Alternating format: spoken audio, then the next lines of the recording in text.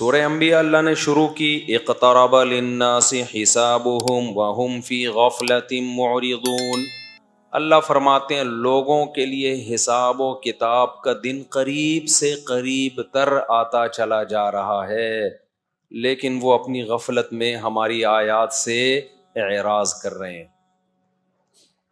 جیسے جیسے ہمارے قدم موت کی طرف جا رہے ہیں نا، دنیا ہم سے بچھڑنے والی ہے، اور ہم ایسے بے وقوف اور پاگل ہیں، کیک کاٹ کاٹ کے خوشیاں منا رہے ہیں، خوشیاں منا رہے ہیں ہم کیک کاٹ کاٹ کے کہ ہم 56 سال کے ہو گئے۔ ابے تو اور موت کے قریب ہو گیا ہے، پھانسی کے پھندے پہ لٹکنا تھا، کسی نے یہ مائک اٹھا کے پھینک دو خدا کے لیے۔ کل بھی اتنا خراب تھا ہمارے گلے کا، تو پھر بھی کوئی علاج ہے، اس کا کوئی علاج نہیں ہے۔ تو آپ نے خطیبوں کی میمز دیکھی ہیں، ممبر پہ نا مائک اٹھا کے پھینک دیتے ہیں، دیکھا ہے نا؟ آج بھی کسی خطیب کی وہ آئی ہوئی تھی، مائک کو یوں یوں نا صحیح نہیں ہو رہا تھا، تو اب لوگ وہ چلا دیتے ہیں، اس کے بعد پروگرام جاری رہا یا ختم ہو گیا؟ نہیں نہیں، پروگرام کدھر جاری رہا، پروگرام تو اٹھا کے اس نے مائک پھینکا ہے، پروگرام تو بڑھ گئے۔ تو میں بھی سوچ رہا ہوں کسی دن نا یہ مائک اٹھا کے پھینک دوں۔ تو یہ دن میں ٹھیک کیا کرو میرے بھائی، دن میں ٹھیک کر دیا کرو بیٹھ کے نا، اس کو 20 آدمیوں کا تجربہ کیا کرو اس کے اوپر۔ تو اللہ تعالیٰ فرماتے ہیں لوگوں کا حساب و کتاب روز بروز قریب آ رہا ہے، وَهُمْ فِي غَفْلَةٍ مُعْرِضُونَ، اور یہ غفلت میں ہماری آیات سے اعراض کر رہے ہیں۔ اللہ میاں تو ہمیں تنبیہ کرتے جا رہے ہیں، لیکن جب ہماری آنکھ بند ہوگی نا، اس وقت ہمیں احساس ہوگا کہ ہم نے کتنی غفلت میں دن گزار دیے، کتنی غفلت میں دن گزار دی۔ تو کچھ ہوش کے ناخن لینا چاہیے بھائی، دولت، شہرت، عزت، مکان، اسی کے پیچھے بھاگ کے زندگی ختم نہ کریں۔ اللہ فرماتے ہیں ما یاتیہم من ذکر من ربہم محدث، جب بھی کوئی ان کے پاس اللہ کی طرف سے نصیحت آتی ہے، استمعوہ، سنتے ہیں، وہم یلعبون، سیریس نہیں لیتے، سیریس نہیں لیتے۔ ابھی دیکھو ہم یہاں سے اٹھ کے جائیں گے، دوبارہ اپنے کاموں میں مشغول، دوبارہ مشغول اپنی دنیا داری میں۔ نبی صلی اللہ علیہ وسلم کے بارے میں وہ کیا کہا کرتے تھے؟ اللہ فرماتے ہیں وَأَسَرُّ النَّجْوَى الَّذِينَ ظَلَمُوا، ظالم لوگ کیا کہتے ہیں نبی کے بارے میں؟ جب نبی نصیحتیں کرتے ہیں نا، ان پر بڑا اثر ہوتا ہے، تو چپ کے کیا کہتے ہیں؟ هَلْ هَذَا إِلَّا بَشَرٌ مِثْلُكُمْ، لوگو یہ ہماری طرح کا انسان ہے، بھائی یہ تو تمہاری طرح کے انسان ہیں، ان کی باتیں مت ماننا، اپنے جیسے انسان کو ہم فالو کیوں کریں؟ پھر کہنے لگے افتأتون السحر، یہ تو جادوگر ہیں، جادوگر، تم جادوگر کی بات مانو گے کیا؟ وانتم تبصرون، تم تو دیکھ رہے ہو، یہ تو جادوگر ہیں۔ پھر کہنے لگے اضغاث احلام، ارے بھائی ان کی باتیں پراگندہ خیالات ہیں، کچھ مکس کر کے کچھ باتیں ہیں جو معاذ اللہ اوٹ پٹانگ قسم کے کچھ باتیں ہیں، حالانکہ کتنی کلیئر باتیں ہیں نا قرآن مجید کی، 2 اور 2 4 کی طرح فطرت کو اپیل کرنے والی۔ اسے کہتے ہیں پروپیگنڈا، جو آج بھی یوٹیوب اور فیس بک پر بہت ہو رہا ہے، بہت ہو رہا ہے پروپیگنڈا۔ باتوں کو گھماؤ گھماؤ گھماؤ گھماؤ، لوگ اس گھمانے سے کیا ہوتے ہیں؟ متاثر۔ تو کبھی بھی خوب سمجھ لو، جب بھی کوئی کسی پہ الزام لگائے، کوئی بات کرے، اس کو اینالائز کرنا سیکھو، ٹھنڈے دل سے تجزیہ کرنا سیکھو، کبھی بھی جذبات میں نہ ہو۔ ہمیشہ ہم سب پر لازم ہے نا ہم حق کو تلاش کریں، حق کی تلاش کبھی بھی جذباتی انداز میں نہیں ہوتی۔ کسی کے دعووں سے، نعروں سے کبھی متاثر نہ ہوا کرو۔ دعوے آج بہت زبردست چل رہے ہیں، کوئی یہ نہیں ثابت کر سکتا، کوئی آج مذہبی رہنماؤں کے دعوے تو ایسے ہوتے ہیں کہ لوگ ان کے اسٹائل سے متاثر ہوتے ہیں۔ یہ حدیث ضعیف ہے، کسی کا باپ بھی صحیح ثابت نہیں کر سکتا، یہ حدیث صحیح ہے، کسی کا باپ بھی ضعیف ثابت نہیں کر سکتا۔ ابھی ایک نیا کلپ آیا کسی اسکالر کا، وہ کہہ رہے ہیں کہ 1400 سال سے جو فلاں صاحب نے جو قرآن سنت سمجھا ہے وہ آج تک کسی نے نہیں سمجھا۔ تو ایسے ایسے اور لوگ متاثر ہوتے ہیں. تو ہمیشہ یاد رکھو کبھی بھی کوئی سائنٹسٹ ہو, کوئی سیاستدان ہو, کوئی مذہبی اسکالر ہو, کبھی بھی نعروں پہ اور دعووں پہ مت جاؤ.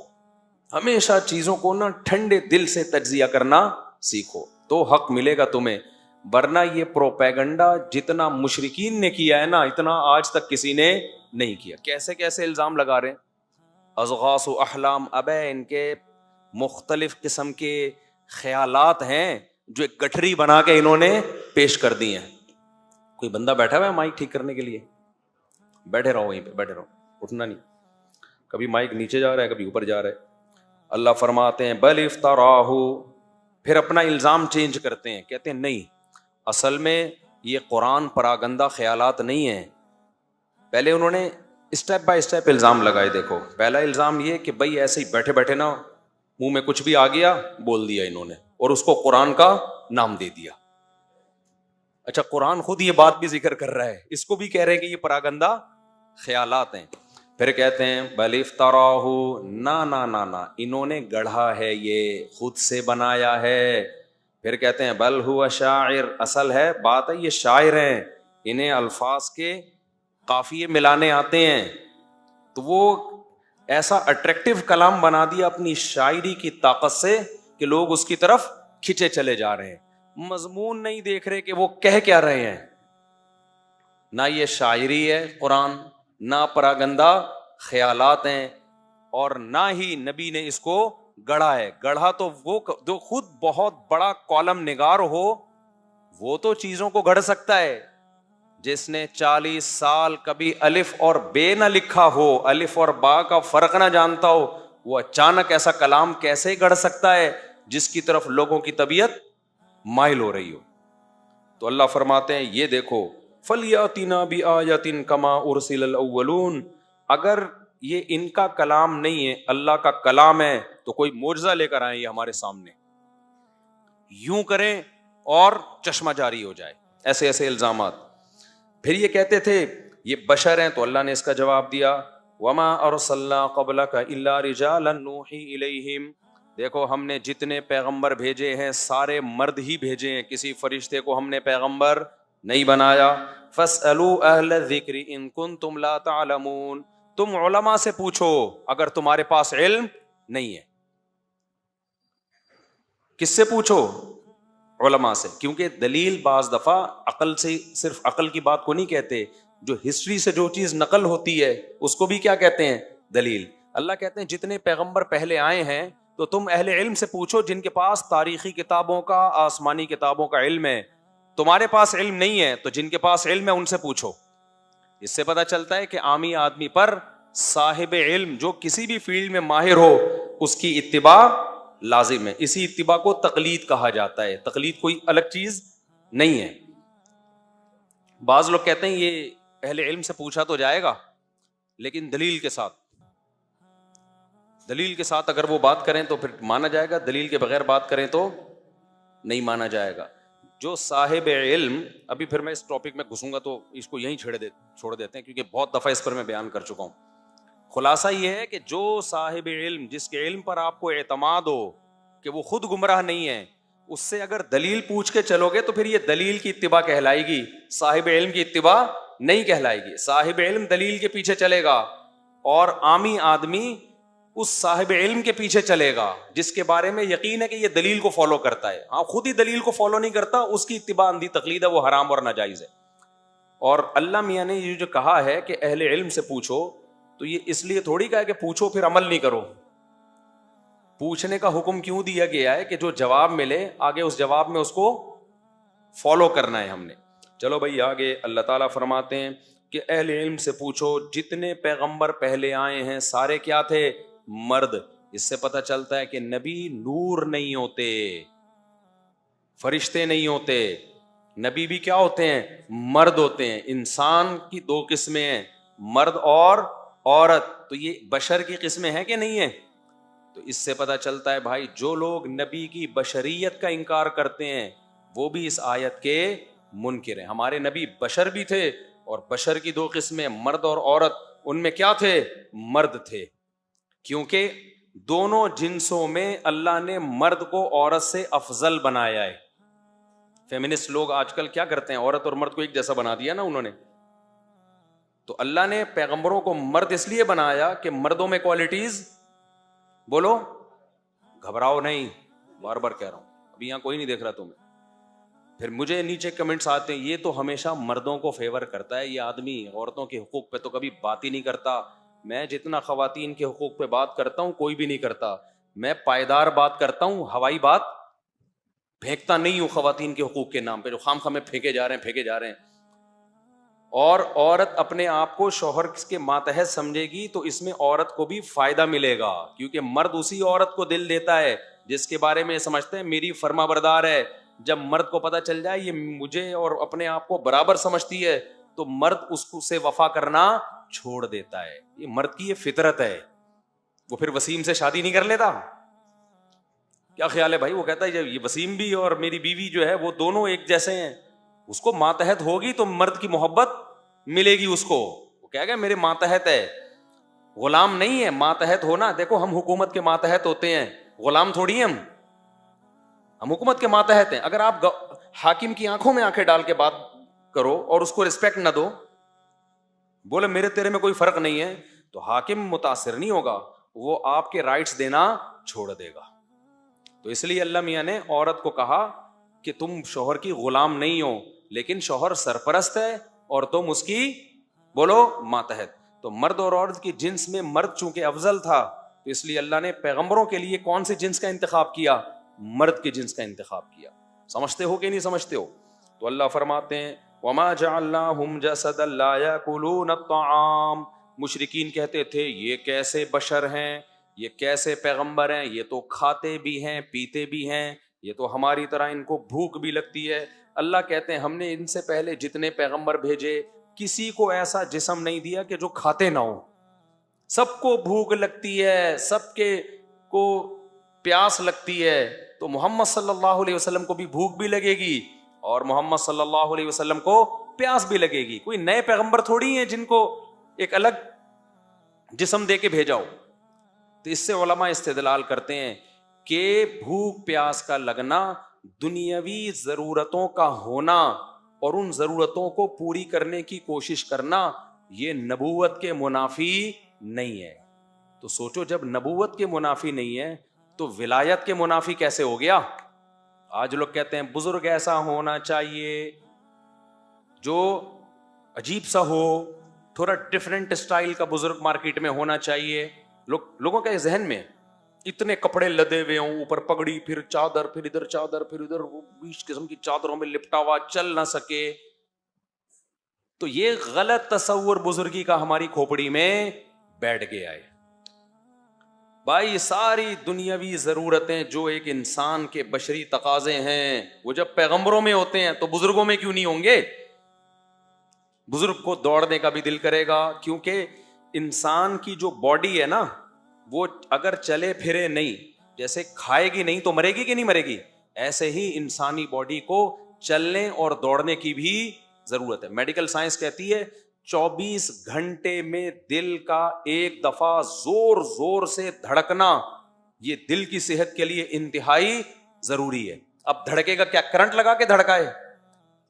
چلے گا، دوڑے گا، بھاگے گا، کلابازیاں کھائے گا تو دل ایک دفعہ زور سے دھڑکے گا.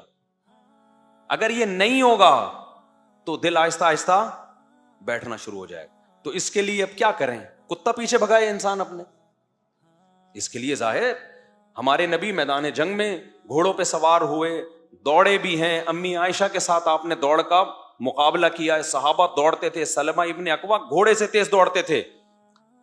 اور آج جو دینداری کا تصور دماغ اور کھوپڑی میں ڈال دیا ہے کہ یہ عالم ہیں، یہ مفتی ہیں، یہ چونکہ بہت بڑے بزرگ ہیں، یہ دوڑ کیوں رہے ہیں؟ تو یہ جہالت ہے، بہت بڑی جہالت ہے. اس کو اپنی کھوپڑی سے بولو نکالو.